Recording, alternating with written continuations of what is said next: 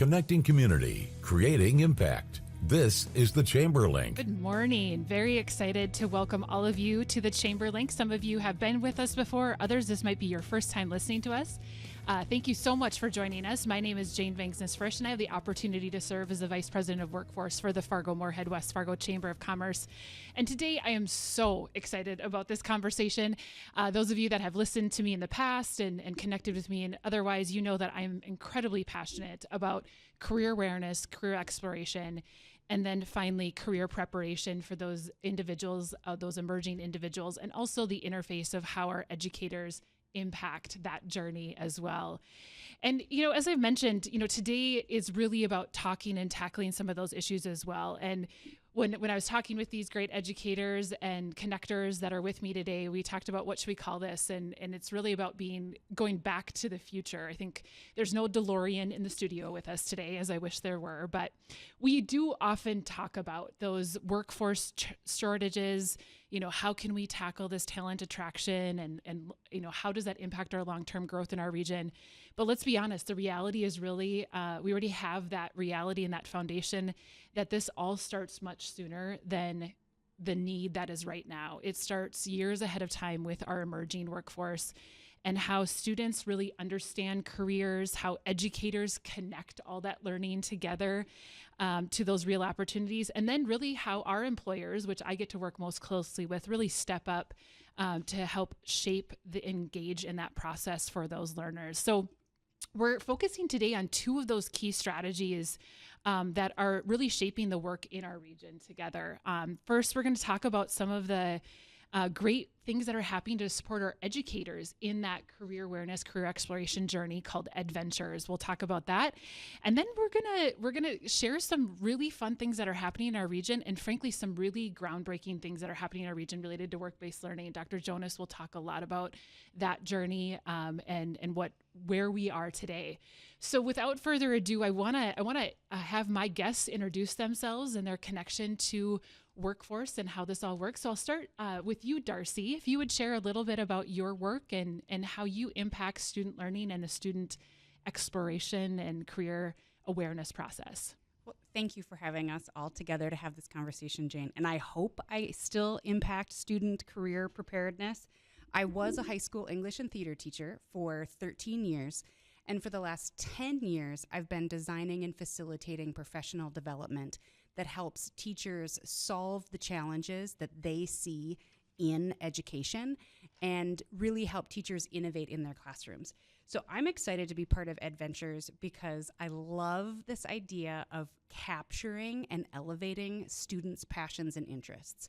And I think any teacher got into teaching because they want to help kids. And so I love that I get to, through my work with the Educators Lab and the workshops that I do, help amplify the teachers' work and help them think about how can they best serve their students. Thank you for that, Darcy. So, Heidi, talk to me a little about your role at the Chamber. We work alongside of each other each day to really impact the workforce and make our world and our region thriving with educated individuals and that are aligned to those careers out there. Talk to us about what you do to impact students. Yeah, absolutely. So I'm Heidi Schultz, Workforce Engagement Coordinator at the Chamber, and I really have a great opportunity to work directly with businesses. And so I get to understand kind of what their needs look like as far as workforce now and into the future. And be able to help bring that information back to the Chamber so that we can help with creative solutions or support, be a connector, convener. I convene a lot of our businesses in the community to understand kind of the breadth of workforce needs. So being able to bring that information and knowledge to our educators is really important. It helps really build that, bridge that gap, if you will, because there's a gap that seems to exist and maybe always will in some capacity, but trying to narrow that and bring educators and business professionals in our community together to help solve that. So that's kind of where I'm at. Yeah, I always explain our role, Heidi, as being that conduit, right? We're that connector, that convener, that collaborator. And Dr. Jonas, your role in connecting students to their passion, to maybe even make them aware of maybe what their passion could be. Yes, good morning. Thanks for having me on the Chamber. Obviously, my partners in crime, I say, but just in creation ideas. and connections. And I come from my background in career and technical education didn't start in education. I truly came from the path where my counselor in high school shared that my assessment showed that I should become an educator. And I didn't really agree with her at that time. And so I decided to go on my own journey, and that led me to explore being a trainer. And then I realized that I didn't really understand what a trainer was when I was taking these courses. And eventually I went on to get my degree in business administration and work in banking and finance. But it's just so interesting. My journey was just a zigzag approach to then finding out as I'm reffing girls basketball that I really love education and I want to be a part of these young people's lives. And so I went back and I obtained my teaching degree. And I think that is a testament to why I'm so passionate about career exploration and starting early, because as we grow and develop and we have more experiences, we learn what we like and what we don't like. And so as a director of career and technical education, I now have the opportunity to try to create the most experiences I can from at the high school level and pathways. And then as we continue to explore, how do we reach the middle school at capacity and elementary. Mm-hmm. And so I think that's what I'm excited about. And then as a principal and in my former years, what I did recognize is that as a career and technical education director, the CTE teachers are really focused on those pathways, but it's bigger than that. Every educator is a career educator, because language and math and science and social sciences and arts, they all matter toward that development and exploration of that future career and whatever that will be. So I'm excited to be that pathway coach and also that connector across disciplines. Thank you for that, Denise. And, Dr. Jonas, I think, I'm going to, you guys are going to love me because you know me, I never stick to a script too closely. But I don't think that there's a broad awareness about what the Cass County CTE Center is or does for our community. Would you just give your little elevator of what C3 Tech is? So C3 Tech, or the Cass County Career and Technical Education Center, is a network of schools in Cass County collaborating together. The vision started in 2014 with a partnership between Northern Cass, Central Cass, Fargo, and West Fargo. And the idea really was to expand career exploration and awareness through the sharing of services, which might be programs, instructors, and students, and learning lab spaces. And then also finding where we have the gaps, where maybe we don't have opportunities, and creating those opportunities. And so the network has really been 8 high schools working together to share students, teachers, spaces, administration, counseling. And then from that network and that systems approach, we are starting to see the power behind working together. And that can turn into post-secondary partnerships, business partnerships, dual credit. So I think that's really the vision of the network. It's not in one location, it's in multiple locations, creating the most access we can. In our community in Cass County, K-12, we have almost 30,000 students. To scale it, we need to systemize it. So that's what we're trying to accomplish. Yeah, thank you for that. And I think it's important to note that we're advancing that, and we've made huge strides in the past few years, and really that's kind of our role. Specifically, the Career Innovation Center, in collaboration with the North Dakota State College of Science, across the river, our Moorhead Career Academy, the different academies that they have over there for their students to really explore. And we are gonna, when we come back, what we're gonna focus on is kind of why career exploration and career awareness matters. So stick with us. Welcome back to the Chamber Link. Jane Vangsness Frisch, Vice President of Workforce for the Fargo Moorhead West Fargo Chamber, joined by some amazing educators, connectors, and collaborators here today talking about the future workforce. How do we grow that? How do we start earlier, career awareness to career exploration, all the way to truly career preparation and engagement. Wanted to, Dr. Jonas did such a great job right before we headed to break to talk about what are we doing to systematize career awareness and career education throughout our region, not just in, Cass County, but in Clay County and in our rural communities. Darcy, from your perspective, I'm interested, you work kind of one-on-one and shoulder to shoulder with the educators. Talk to me about how you have seen that trajectory related to career awareness and career exploration maybe even evolve over the years, and what you're doing to inspire that joy in those educators to do that. I was so excited about what Dr. Jonas was talking about, that idea of 30,000 students right here in our county, and how much hope and opportunity that is creating for our future. And I think that is a direct answer to what you're talking about, that people become teachers because they want to help young people, right? So this idea of preparing them for their futures has become a little bit more ambiguous. And that's maybe my personal bias as I look at, I have kids who are in kindergarten, and I have no idea what kind of careers and future is going to be out there for them when they graduate high school. I have no idea what it's going to look like. And so we're in this interesting transition where years ago, when I started teaching, 20 years ago, it was a lot more... When you were 5, right? Yeah. Exactly, Yes, when yes. I was 5. Mm-hmm. But when I started teaching 20 years ago, the career pathways were far more concrete, right? We could name most of the careers or the career genres that students would be exploring. And it feels like right now there's a lot of unknowns, which is very scary because any amount of change or ambiguity is uncomfortable. But there's this amazing amount of opportunity and this crazy ability where we can lean even more heavily on helping students explore the skills, the knowledge, and their personal passions that they need to cultivate in order to be career ready. And so instead of this creating more boxes for us, I think what we're seeing right now in the career force, and I'm not a career expert like the two of you, but that it's really blowing wide open what is possible. And that is allowing educators to take a much broader approach in helping students explore what does it mean to be career ready. And things like Portrait of a Graduate are helping shift how we prepare kids and how we talk about their future readiness. And there are so many opportunities for our kids and our educators. It's really scary, but desperately exciting. And that is the kind of energy that I'm trying to help educators tap into, is that the change is all a beautiful opportunity to support kids in more meaningful ways.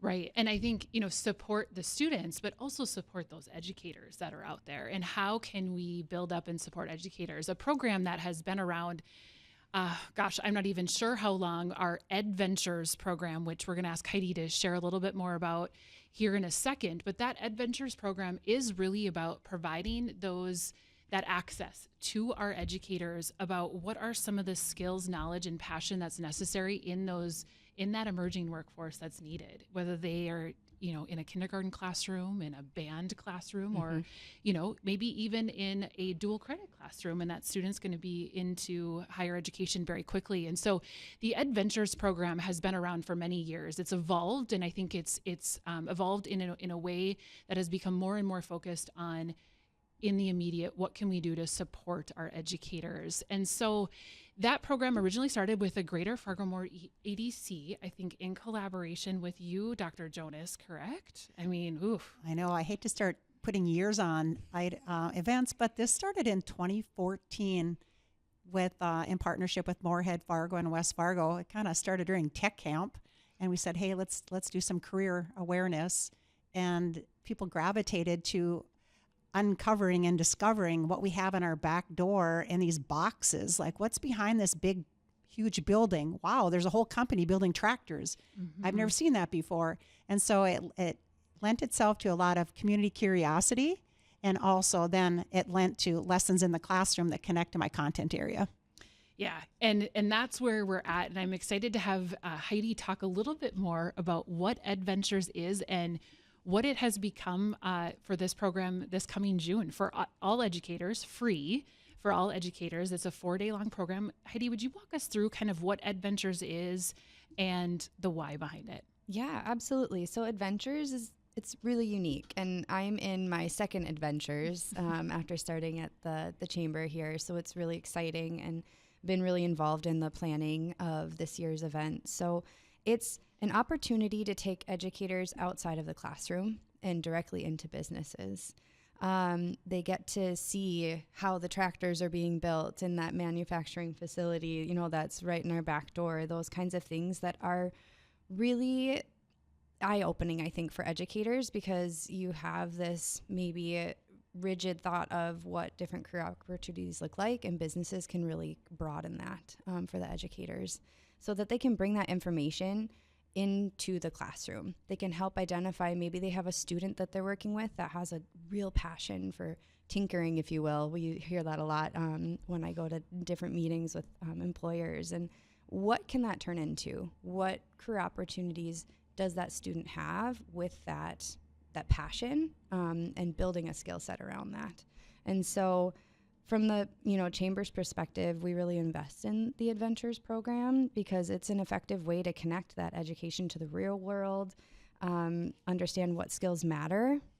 Skills-based hiring, we talked about that. We can have a whole conversation about that additionally, and we had that already earlier this year, but really strengthening that talent pipeline.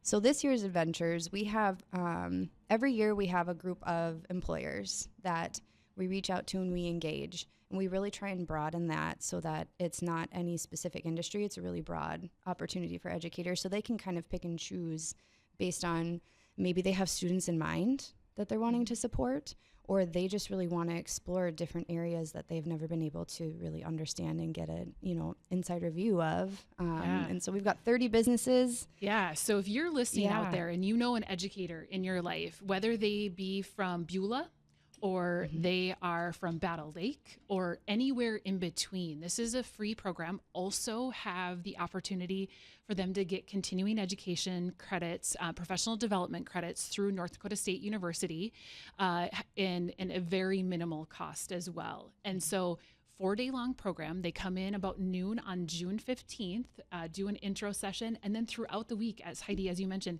they get to go into those businesses for an hour and a half. Yep. And we have 33 different businesses they can choose from. Yeah, there's a lot. It's great. Yeah. Great variety. Then at the end of the week, we have the opportunity to have Darcy help us wrap that all together with the educators in collaboration with them in making sure that it just wasn't just a fun week, right? Because it is about those educators getting out and having that immersion and that experience, but at the same time, how do they then operationalize that and make it systematic and bring it into their classroom? Yeah, I think that's one of the areas that we really try to develop is exploring is nice, but also reflection is important, and that reflective thinking about how can I make a difference and bring that hope to that student that Darcy is talking about, because every student has a champion, and you're never really sure who that champion might be in that moment in time when it will occur, at what grade level it will happen.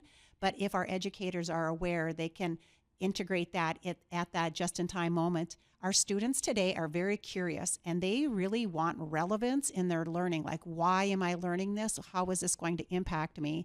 And I think having a teacher just being able to navigate the shifts and change in careers by doing adventures, because as fast as it's changing, they can go out and see this company is looking for entrepreneurs within a manufacturing field, or an engineer, or a welder. There's so many jobs within each company that I think it's really insightful to get away from stereotypes at times with major companies and to see the capacity and the careers that are at every company at a given point in time.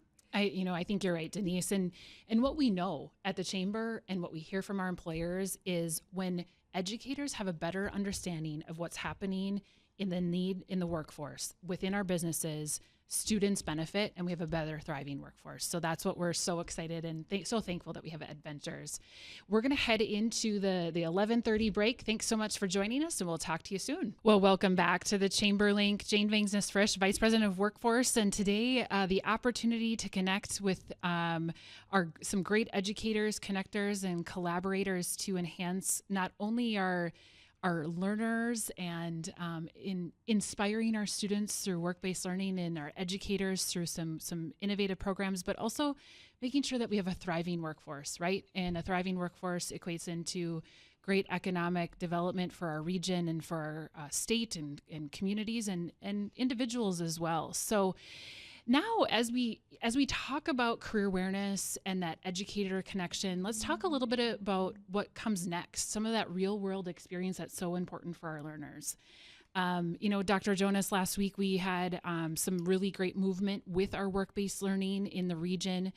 Our current and future workforce is going to benefit from this. So talk to me, maybe, I think, when I was at the event last week when we were talking about work-based learning, I always said, you close your eyes and you think about when I say work-based learning, and I would venture to guess our listeners and even us here around the table would close our eyes and think of a college intern, right? And that's not necessarily what work-based learning is. It's much more broad in depth and breadth. And so would you talk about what is that definition when we say work-based learning in the career world? What does that really mean?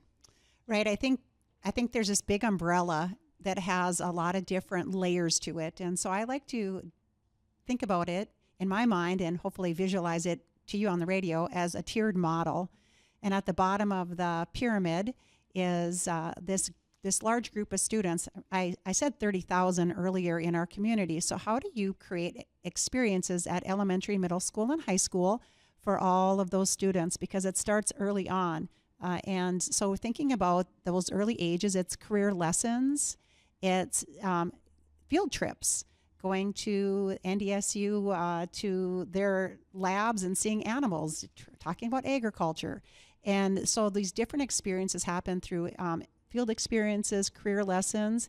And then as we continue to think about that at the high school, there's still career exploration happening through guest speakers and job shadows, field trips again. So there's this low level of just exploration that's just really taking in information, observing, and learning. When we get to the next level, we might have some real career pathways that are having simulated work experiences like constructing a house, working in a restaurant. Our CTEs are really good of the second level of the tier because we create and we put students in a position within a classroom where we've defined the learning. We're looking for outcomes. It's safe, and we can actually teach and give feedback. And then at the very top of that pyramid is where I talk about really work-based learning at its highest level, like with cooperative work experience, where a student may be earning credit and they have a job and they're being paid for that job and they're applying skills that they've learned in school or in a pathway.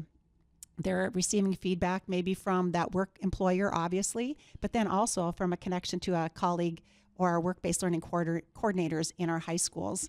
Those positions are new to us, so we're really developing how can we support our businesses that are working with our students so that it's really a supported triangulation of feedback for the students. Right. And I think, we've talked about this probably for several years now, Denise, we go way back, right? But one thing that we consistently hear from our employers, and I respect this, especially if you're a small business, where do I start, right? And that's where I had the opportunity when I joined the chamber.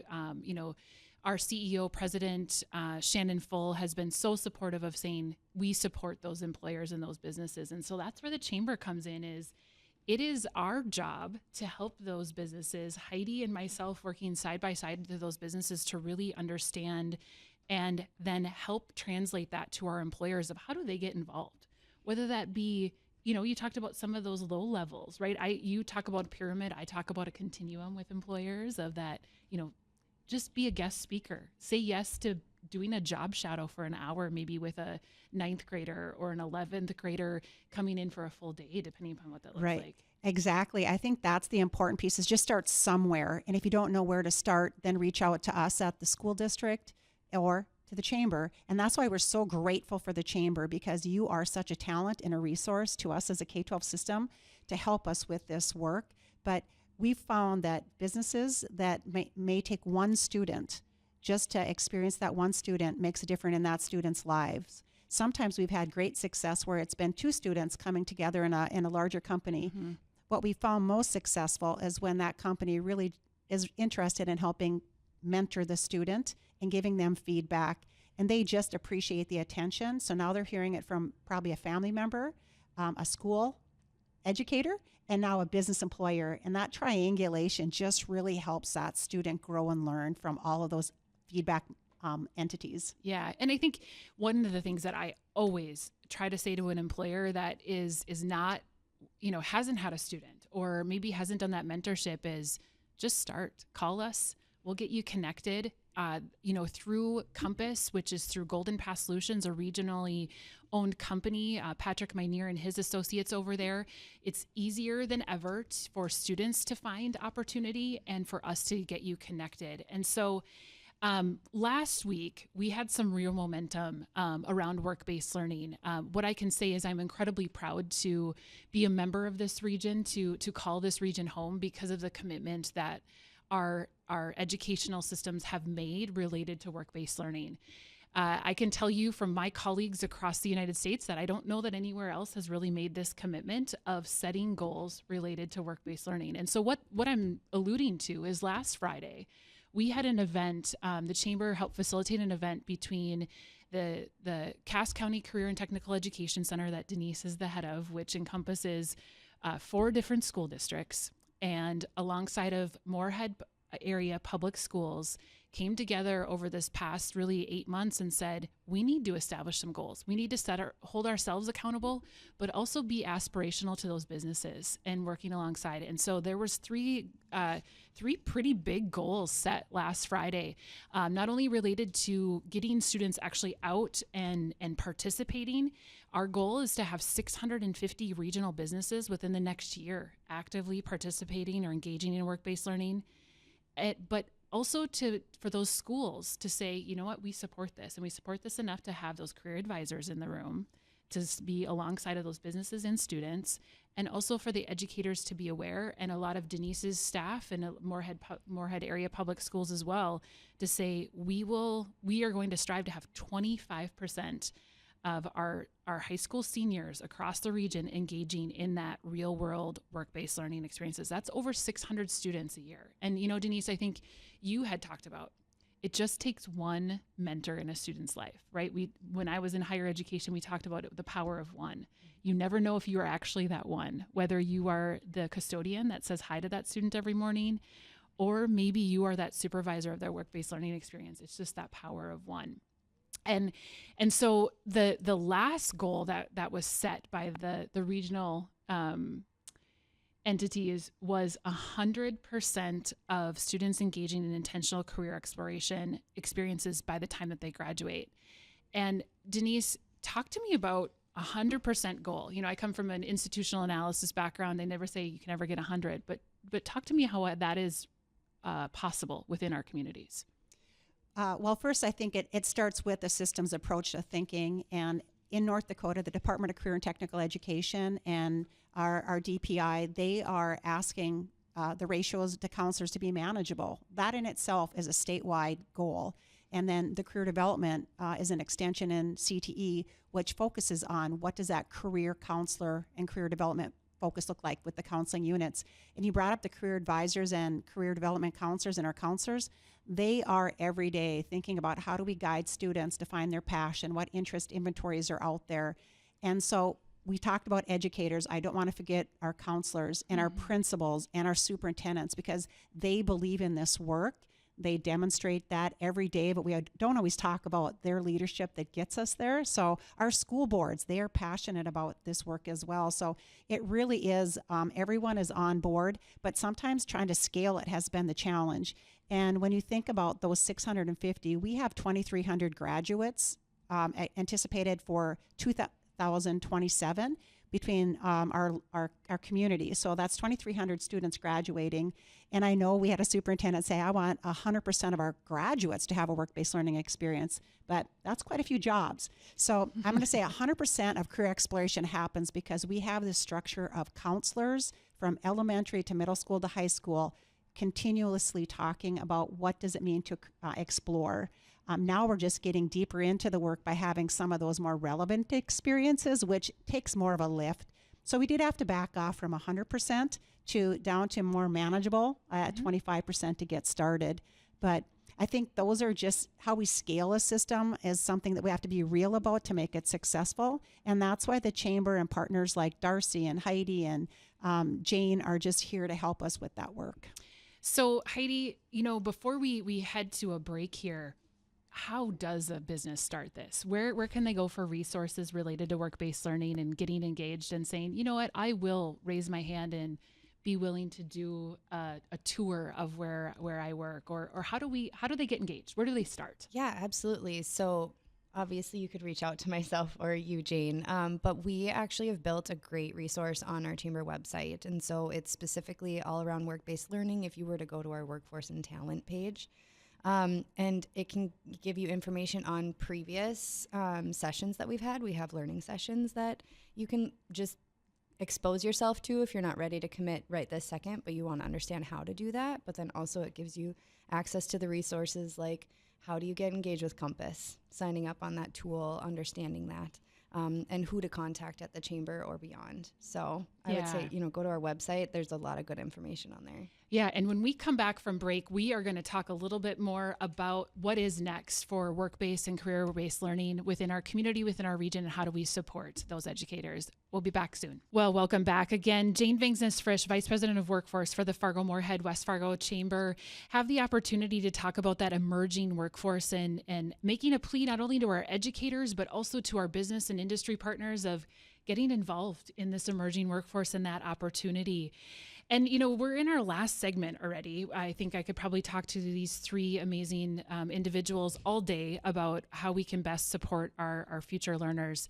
But as we kind of float into this last segment, I really wanted to kind of remind individuals about how to get involved. But before we do that, I think it's important to note the shift that has happened with work-based learning, with our business and industry, but also with those public policy makers across the state and in our region that have really committed and frankly put their advocacy and their support behind some of these programs. And so I'd be remiss if I didn't mention our elected officials and those policy advocates out there that have really stepped up and said work-based learning, career exploration, and immersion for our teachers matter. And so I want to make sure that I hit that point before we talk about kind of what is the action that comes from this. And I just wanted, before we went to the break, we talked a lot about businesses. Head over to our website. If you aren't involved in work-based learning yet, you're not quite sure to start, you're worried about insurance, because that's what we hear a lot is I can't hire anyone at 18 or even 16 can't be in my businesses. And that just is simply untrue. There's some opportunity for that. We have great resources on our website, but honestly, just reach out to Heidi or I. We're more than happy to help out with that. But I want to talk about next, how do educators get involved? Because I have no doubt everyone listening to us today that we're reaching today have an educator in their lives, right? And they're always looking for opportunities to do professional development. And this is a great one through our Adventures program that we had talked about a few segments ago. So Heidi, how do educators really get involved? And then maybe Darcy, what can educators do to even extend that learning with some of the things that you're doing? Yeah. So educators, registration is open. And like Jane mentioned earlier, it's not just teachers. It can be administrators, career support advisors, counselors. Right? Anyone in that area of career exploration. So registration is open. It's on our website. So there's a link. You can even read about Adventures if you want to do a little recap and understand it. So, and it's open till June 6th, so we have some time. And for those of us just joining us, Heidi's talking about Adventures, which is a 4-day-long program, June 15th through the 19th, coming up here.